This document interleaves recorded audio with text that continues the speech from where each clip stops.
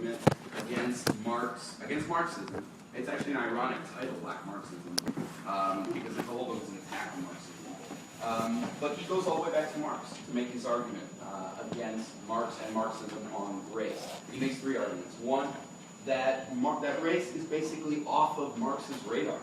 That Marx is focused on the economy, and all these kind of social questions are off his radar. He says, as Marx's theoretical work proceeded, there was a progressive tendency to place the study of capitalist forms of production, exchange and distribution at the center of his work. It became more pronounced and more pronounced. By 1847, capitalism had become his primary subject. He didn't even care about revolutions. He wasn't interested in them because they, intruded on his work. His infrequent sojourns, Robinson writes, into the study of revolutions were dictated by, get this, their occurrence. As if they could be dictated by anything else. And the degree to which Marx believed them important testaments to the materialist conception of history. So it's off his radar.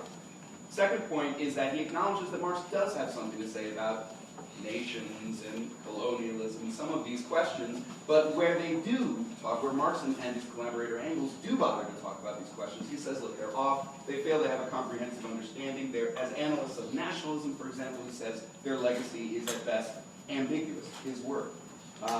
When dealing with actual nationalist movements of their time in Germany, Poland, Eastern, Southern Europe, neither Marx nor Engels achieved an extraordinary comprehension or fully escaped the parochialisms of their day. And take it even a step further, well, why were they so bad as analysts of nationalism? Why were they so off when they did bother to look at it?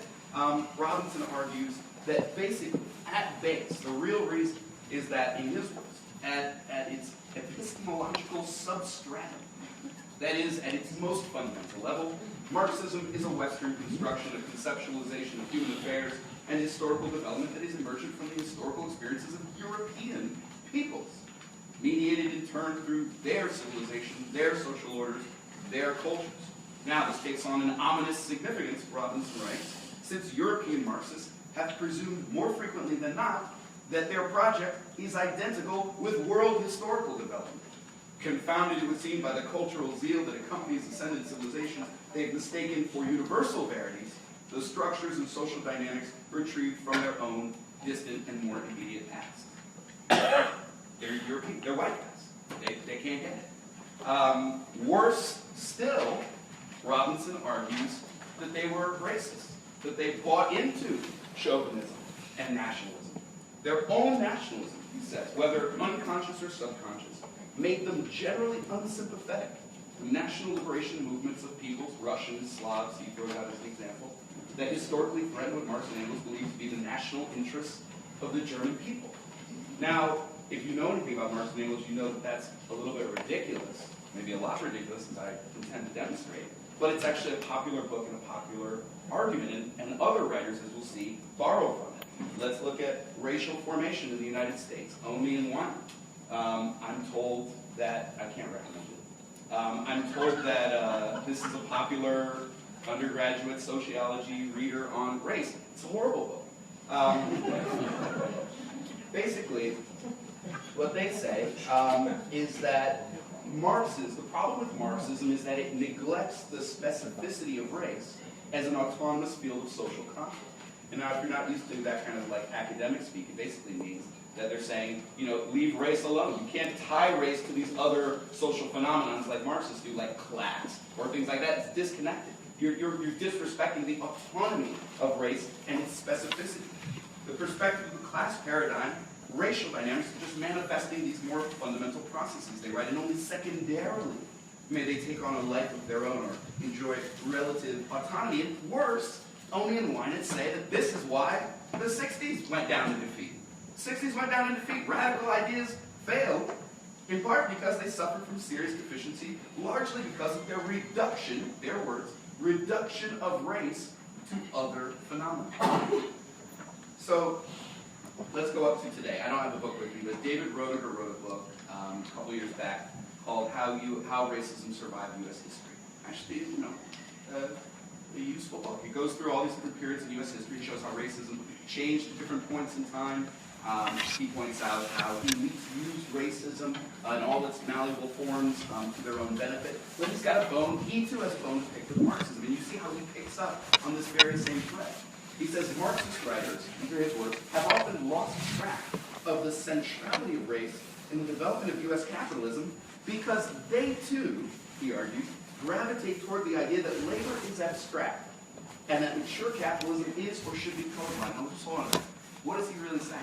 He's saying because Marx has this method of treating different categories, commodities, labor, different aspects of society in an abstract way, and then trying to define them and understand them in their separateness and as concepts, and then build towards a concrete picture of society and all of its complications. But because of that method of treating labor as abstract, that Marx is saying that mature capitalism is colorblind, which is kind of like what the capitalist classical economist says.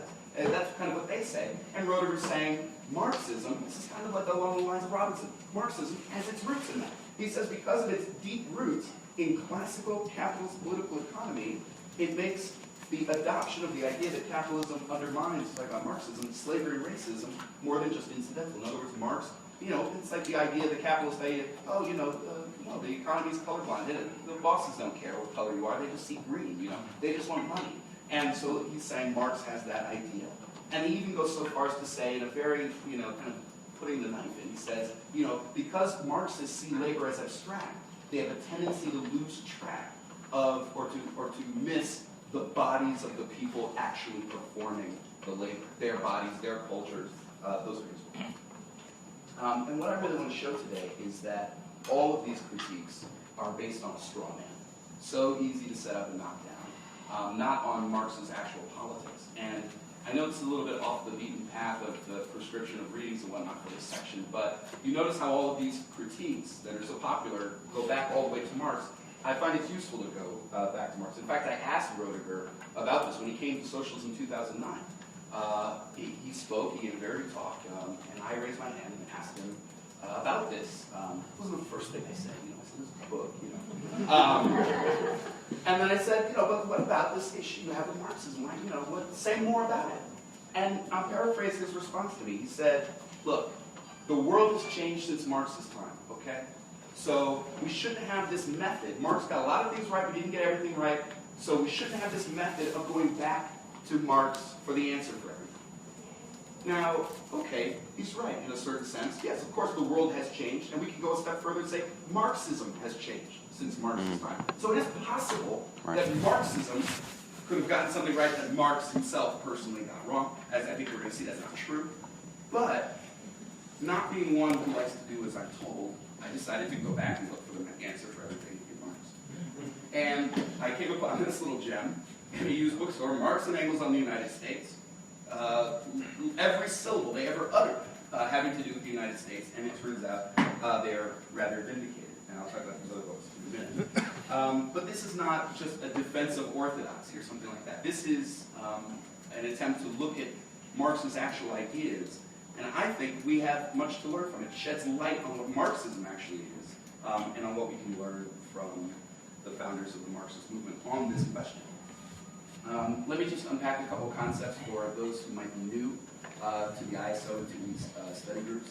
Some terms that I'd like to use. First is materialism. Marxism is sometimes known as historical materialism. What does that mean? The idea that ideas themselves don't just come out of thin air. They have some root in the real world, some root in material reality. Put it simply, if you don't eat, you can't have ideas. At a certain point, if you stop eating, you are going to stop having ideas.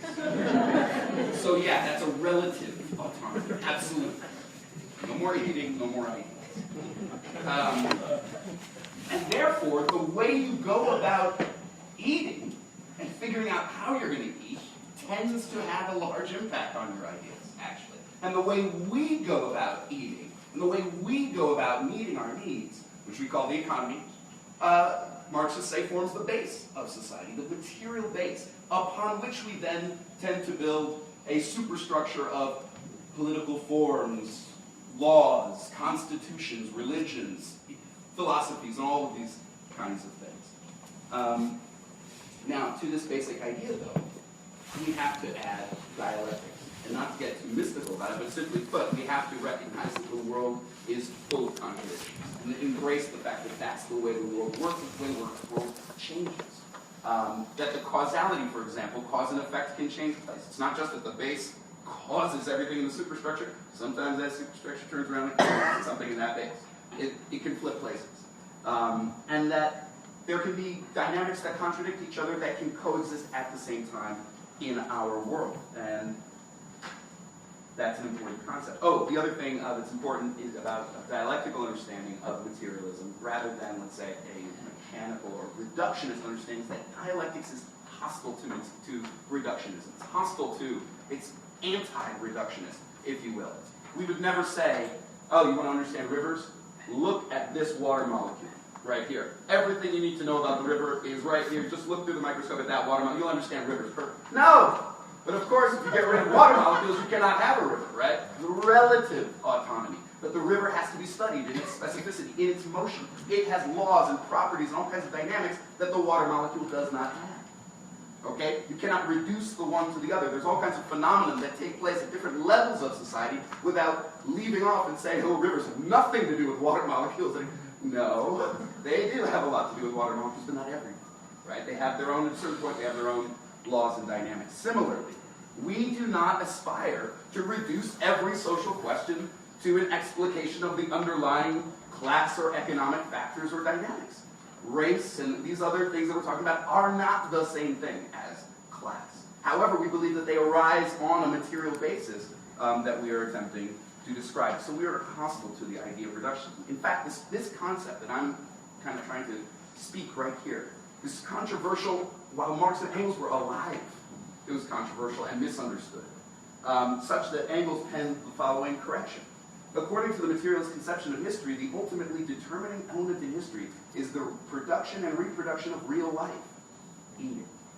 Other than this, neither Marx nor I have ever asserted. Hence, if somebody twists this into saying that the economic element is the only determining one, he transforms that proposition into a meaningless, abstract, senseless phrase.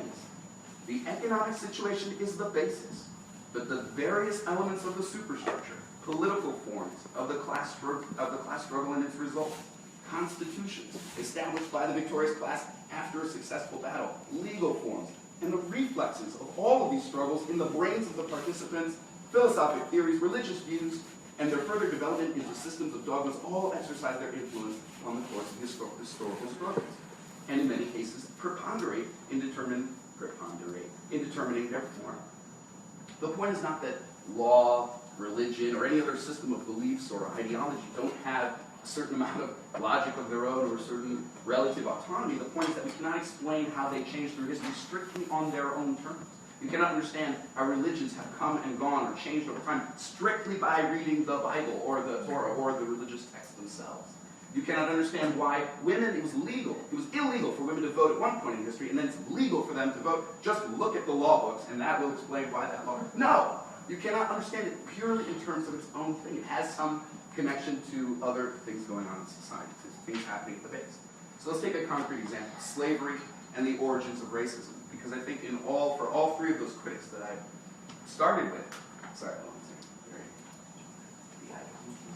second. Am I speaking too fast? No. For all of those critics that I just kind of started with, they, I think, all get it wrong, one way or another. Why were Africans enslaved? Well, we're accustomed to thinking that it's because the Europeans were racist. It seems so common sense. The Marxist case is actually the other way around. That the Europeans became racist because they enslaved Africans. That's a materialist attempt to explain the ideas rather than use the other way. You get what I'm saying? These categories, slavery and racism, we're used to thinking of those as like one concept. You have to kind of pull them apart for a second. Because they weren't actually linked in history. Historically, there's been tons of slavery that was not racialized. Ancient Romans, feudal slavery, all kinds of slaveries that were not racial slavery.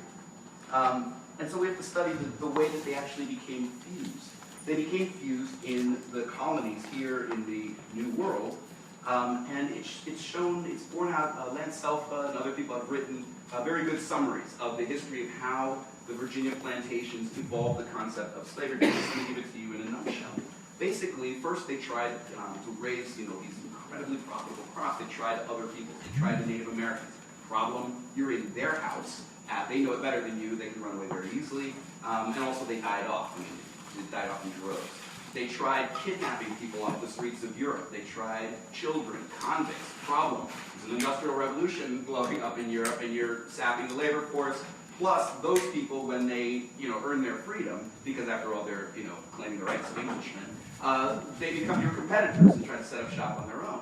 And so they use all of these people, and they use them virtually like slaves. I mean, they use them as coerced labor in one form or another, and they turn to African slaves. But still, the concept of race, admittedly, even of our critics, did not have much meaning until there came to be a serious labor problem that they faced, which was the prospect of multiracial rebellions as part of it. In 1676, there was a big rebellion called Bacon's Rebellion, where, you just have to imagine, it's like they're co-workers, right? You're working on plantation with people from Europe, with people with Native Americans, with Africans who've been kidnapped as well. That people grew close, people intermarried, people hung out, they drank, and got drunk together, and they fought back together. This one rebellion in 1676 forced the governor to flee Virginia, and they held out for almost a whole year. They held out, the rebels, about 800 of them, until England sent some troops that were able to finally put it down. And it's for the first time the planters moved decisively toward using skin color as a decisive mark of degradation and slavery, is a practical purpose, in other words. And these people can never run away anywhere. You can't run away from your skin color. It's brilliant, right? It's a perfect way. You always know who the slaves are anywhere you go, because they're marked for life as such. Racism, the idea that Africans were an inferior species, was a new idea, and one that also is bound up with the whole crucible of the American Revolution and the new ideas that were coming with the bourgeois revolutions. Let me just stop for a minute and say something about Omi Wyman, because as much as they criticize Marxism for infringing on the autonomy of race, their explanation for the origin of racism is that it was practically useful in the endeavor of enslaving the native population. So they refer to something outside of the scheme of race itself. They commit the sin that they abhor. Roediger basically says that he agrees that plantation slavery and the slave trade is the origin. But I think in doing so, he concedes that labor is abstract as a concept, that it wasn't always racialized, and that it actually becomes racialized at a specific moment. Again, contradicting himself. But it's Robinson that I want to dwell on for one more second, because Robinson argues that racism is older. Robinson disagrees that the New World slave trade is the origin of racism in the modern sense. He thinks it's older, and then it goes back to feudalism. He refers to all kinds of feudal hatreds and myths about other peoples, and it's all part of his argument that there is an epistemological substratum of European thought that's racist and that Marx and Engels are bound up with. But I don't think his telling is compelling, because of the way he says the feudalism, that the transformation of capitalism wasn't really a big deal.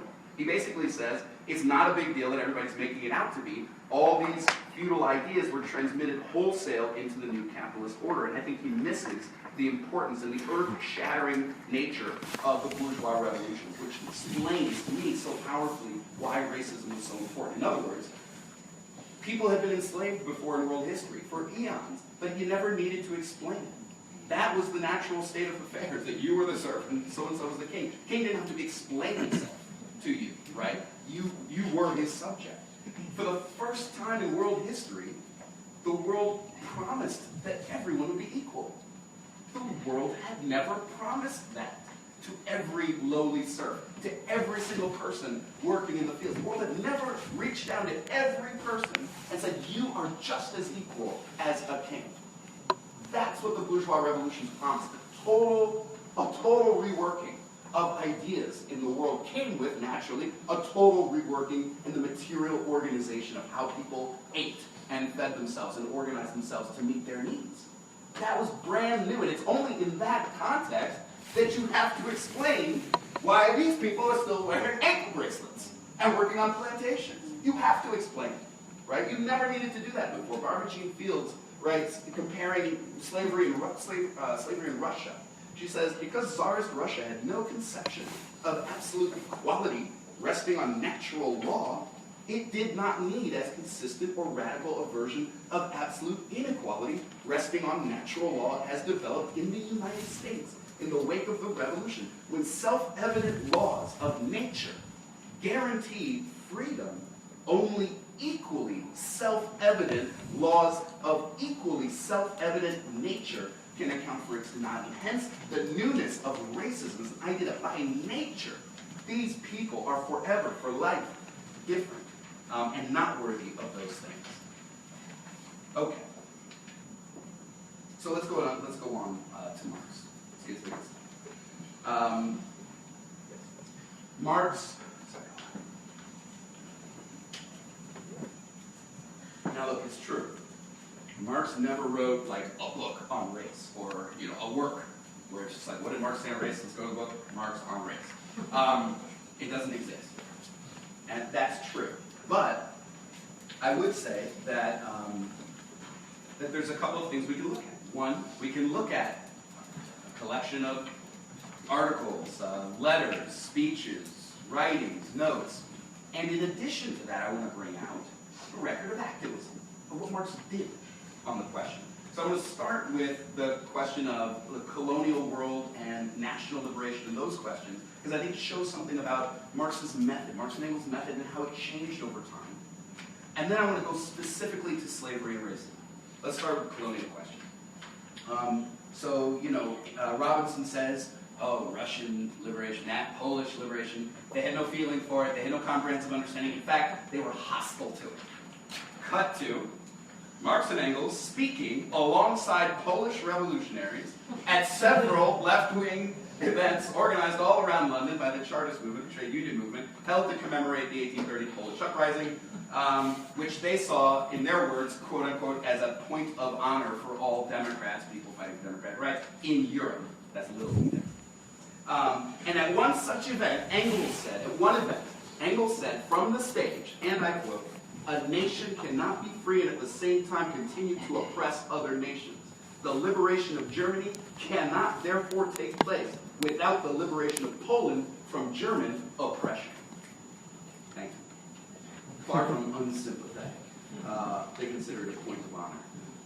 The British rule in India, and Edward Said and other people are famous for attacking Marx on this, because you can take sections of, phrases from Marx and make it sound like he's a cheerleader for colonialism, for, industrial development and this kind of thing.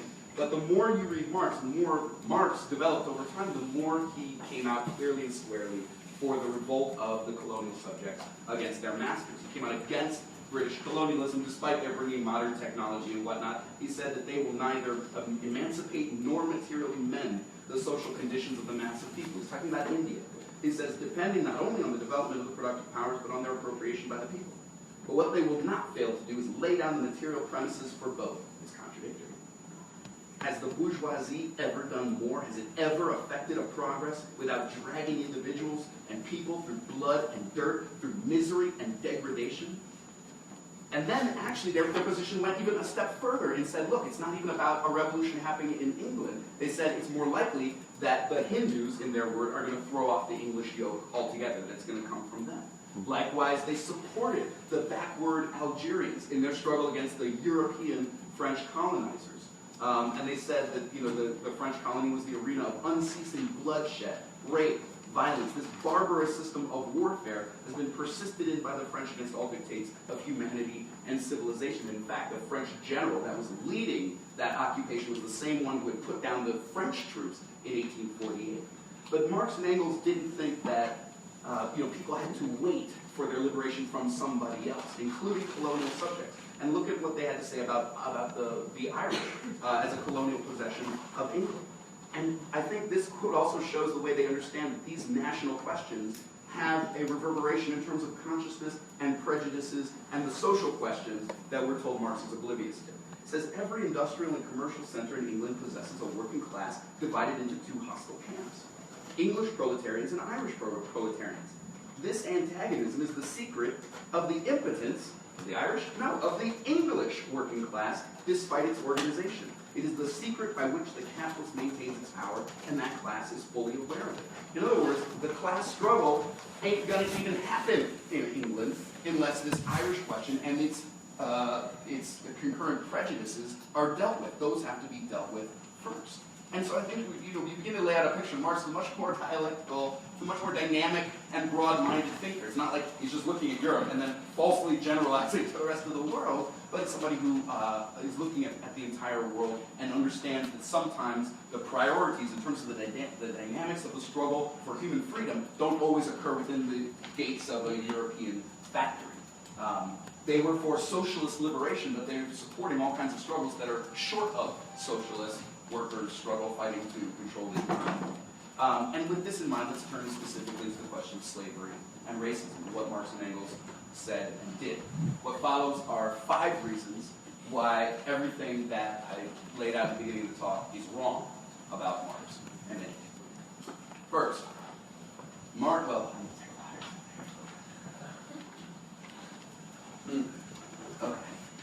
5 reasons that all of that is wrong about Marx. 1, Marx did not accept, and this is, I think, very advanced for his day.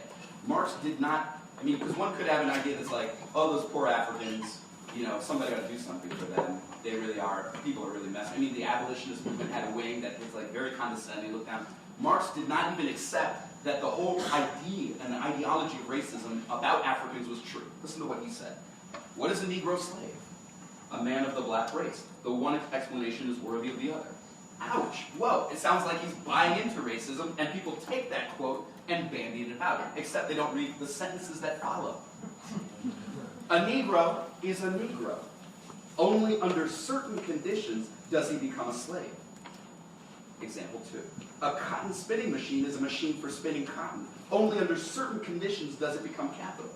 Torn away from these conditions, it is as little capital as gold is itself money, or sugar is the price of sugar.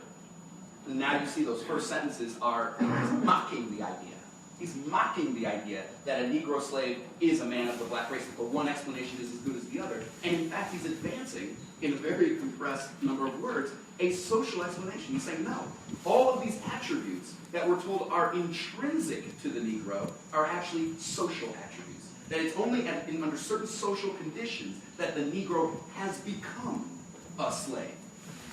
That is very advanced for somebody in the 19th century. He argues, so clearly first of all, we can just knock out of the park the idea that for Marx, race was some kind of a blind spot, all right? He was totally and squarely opposed to what he called, in his words, the loudly proclaimed principle that only certain races are capable of freedom. Second, Marx had an analysis of the social purposes of racism. He saw in the situation of black and white laborers in the New World a parallel between the Irish and the English workers that we described before. From that same passage, he goes on to say, the ordinary English worker hates the Irish. Okay, why? As a competitor who lowers his standard of life. His attitude is much the same as that of the poor whites to the niggers in the former slave states of the USA. This antagonism is artificially kept alive and intensified by the press, the pulpit, the comic papers. In short, by all the means at the disposal of the ruling class. Wow. So not only is conscious and understanding that there's a prejudice, a feeling between two people that's there, and he's acknowledging it and trying to describe it, but he understands the source of it, that it's kept alive by the press, the pulpit, the comic papers, and that it has some basis in a reality. It's not just, they can just put out anything in the comic papers and people believe it. It has some soil in which it lands. Those ideas land in the soil of the competition between the workers themselves, the way that they're constantly competing with each other in capitalist society. And we should just pause for a minute and mention that this very practical explanation of the purpose of racism, that is, as an effective way to divide the laboring population, dare we say this economic reason for the persistence of racism, is not to say that then that explains everything about racism. Does it explain everything about the experience of racism? Certainly does not, any more than studying a water molecule explains everything about the river. right? But it's just to begin, it's just to sketch out a beginning, a framework for understanding why racism persists. And to just go further on the experience, the question of personal experience. Let's look at Marx's personal experience. White guy, true, German, Jewish, born to a fairly prosperous family, studied law, I think his father was a rabbi, never set foot in the United States, never even saw a plantation. Let's take another individual, Frederick Douglass, born a slave, only vague memories of his mother, who visited him 3 or 4 times at night after walking about 14 miles to do so. Was raised to be a slave, physically fought his master on his way to figuring out a plan to escape, and won that fight. The master backed off from whipping him. Escaped on his own, taught himself to read and write, and lived his entire life in the United States. Totally different experiences.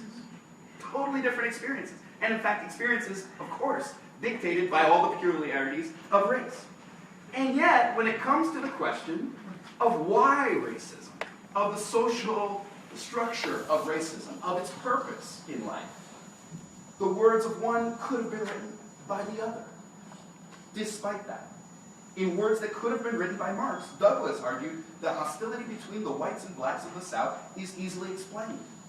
It has its root and sap in the relation of slavery, that was incited on both sides, poor whites and the blacks, by putting enmity between them. They divided both to conquer each. They succeeded in drawing off the minds of the poor whites from the real fact that by the rich slave master, they are already regarded as but a single remove from equality with the slave.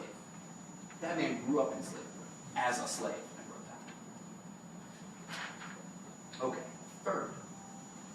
Marx certainly did not think that European workers or somebody else was going to have to come and rescue African slaves. A la what we saw his attitude in the colonial world, the Irish question. Marx had an eye to the activity of the slaves themselves.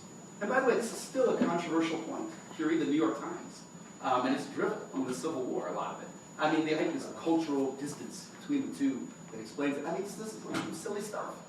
But Marx put his finger on it from the jump, that the whole conflict was about slavery.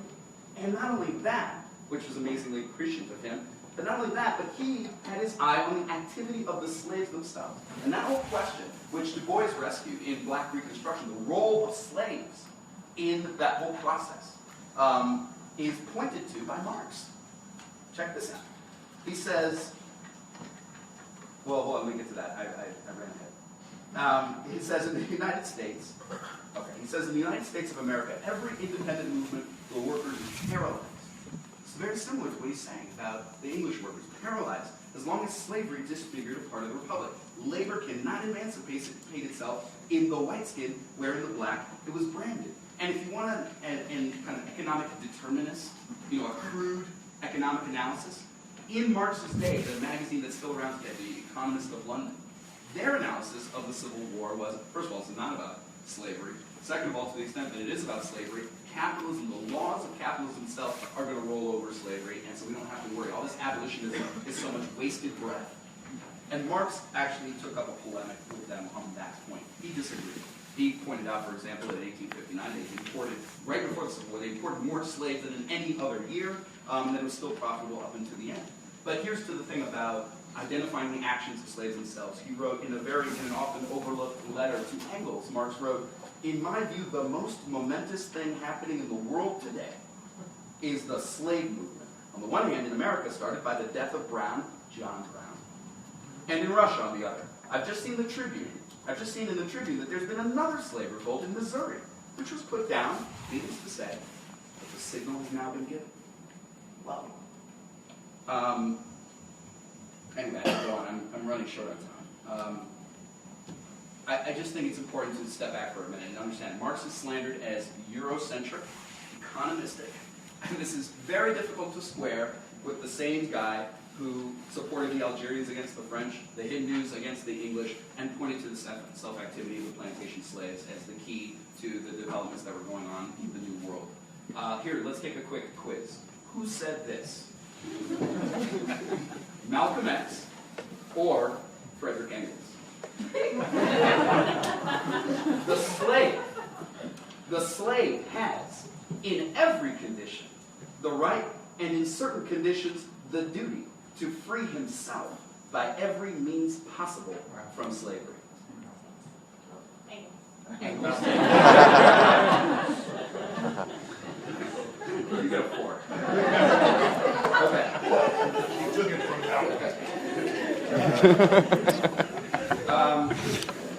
Sorry, as a teacher. Okay.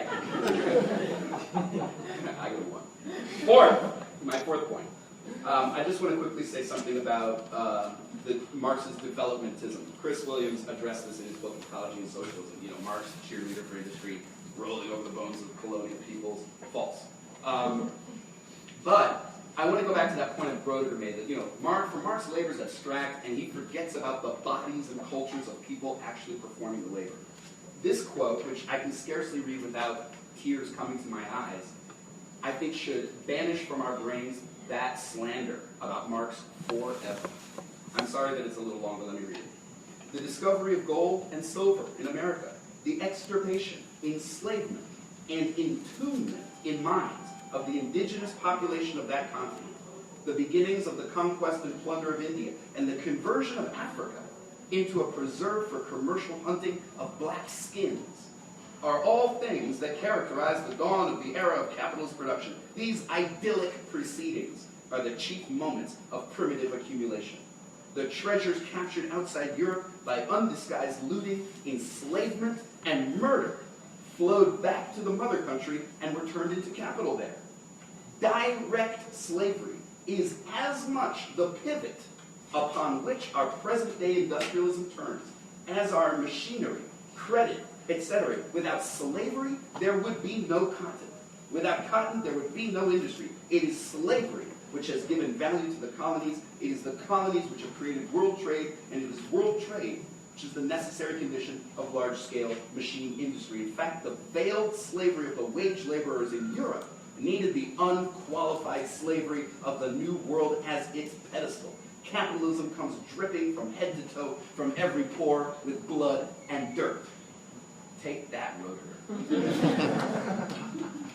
And of course, we see that instead of pointing to capitalism as the thing that's going to, just by dint of economic law get rid of slavery, he's saying it's capitalism, slavery is capitalism's pedestal. 5th, last point, and then I'm done. Marx and his comrades actively campaigned during the Civil War on the side of the North. It's an impressive record of activism. Let me just give you some highlights.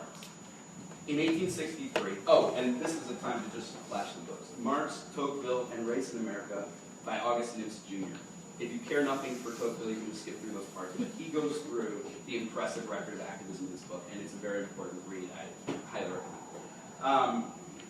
In 1863, Marx helped to organize the largest of what were many, many anti-slavery meetings that were going on in London. This was a mass movement in England, and Marx was a leading activist in it. Now, English manufacturing, of course, was working up the raw materials from the New World plantations. And so the English ruling class, the factory owners, they were unanimous in their support for the South, for continuing slavery. In fact, not only that, they were drawing up plans to intervene in the American Civil War on the side of the South. What stopped them? The British working class. Even though they were losing their jobs, even though their livelihoods depended on it, they rose. I mean, it's just an amazing story, the way that they rose in defense on the side of the North. It's amazing.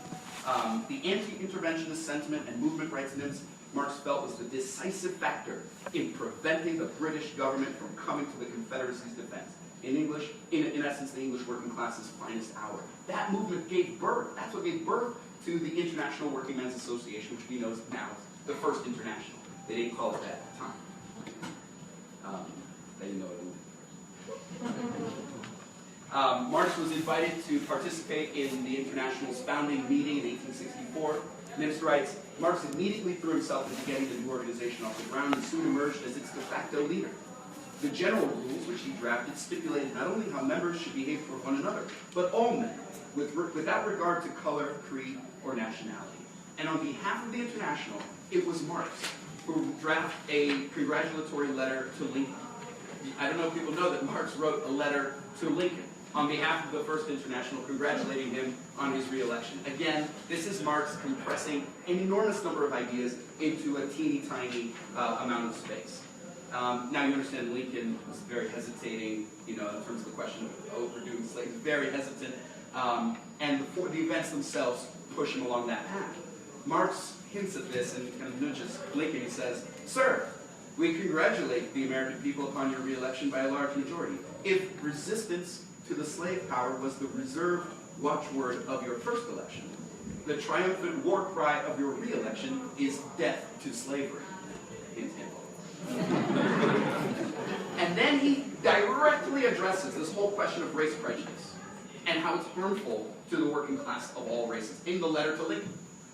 He says, "While the working men, the true political powers of the North, allowed slavery to defile their own republic, while before the Negro, mastered and sold without his concurrence, they boasted it the highest prerogative of the white-skinned laborer to sell himself and choose his own master. While that state of affairs is obtaining, they were unable to attain the true freedom of labor or to support their European brethren in their struggle for emancipation. This barrier to progress has been swept off by the Red Sea of war." And I'll just end, if I can just say one last thing, which I think people will enjoy hearing, is that many of the refugees from the German Revolution, direct relations and comrades of Marx, who emigrated to the United States, where they settled and hung out, not only was Marxism strong, but anti-racism was strong. These are like German-speaking communities in places like Cincinnati.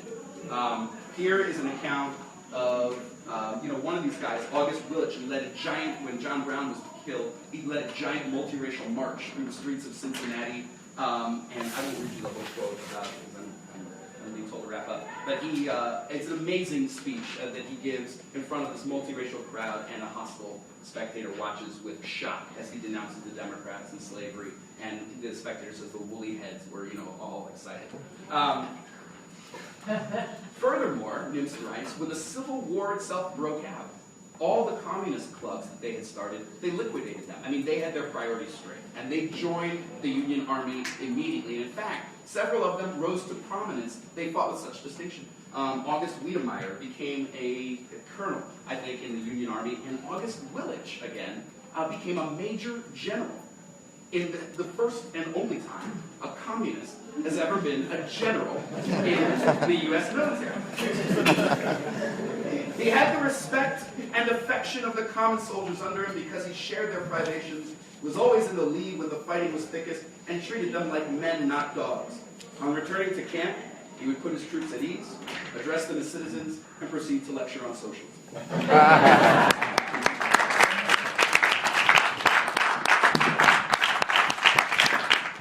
We get from Marx that racism is not eternal, that it has economic roots. We get who benefits from Marx. We get that its persistence is explained by the fact that it's part of the ruling ideas of society. And finally, to the extent that racism, if we identify it as something essential to the functioning and maintenance of the capitalist system, then we also, people opposed to capitalism, get from Marx the urgency in prioritizing the fight against racism. Thank you.